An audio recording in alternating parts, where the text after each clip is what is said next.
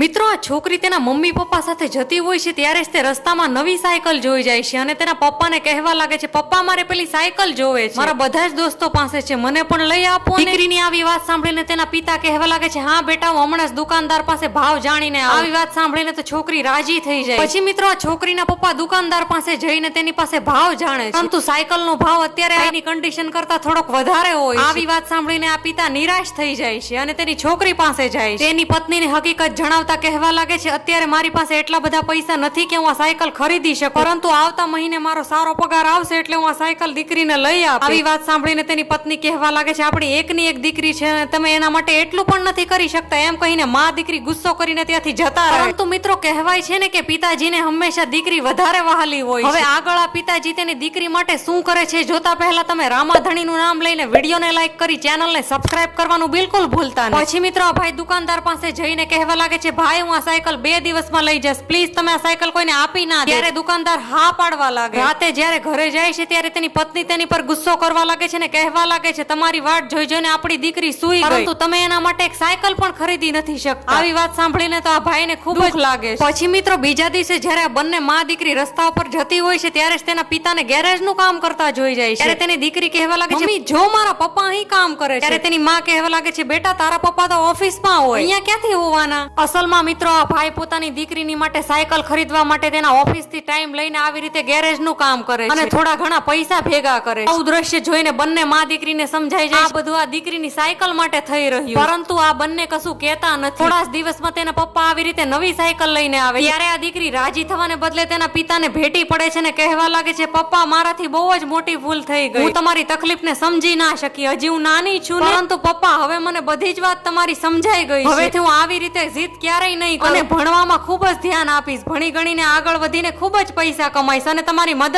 કરીશ. દીકરીની આવી વાત સાંભળીને તેના પિતા ખૂબ જ રાજી થઈ જાય છે અને તેની દીકરીને ભેટી પડે.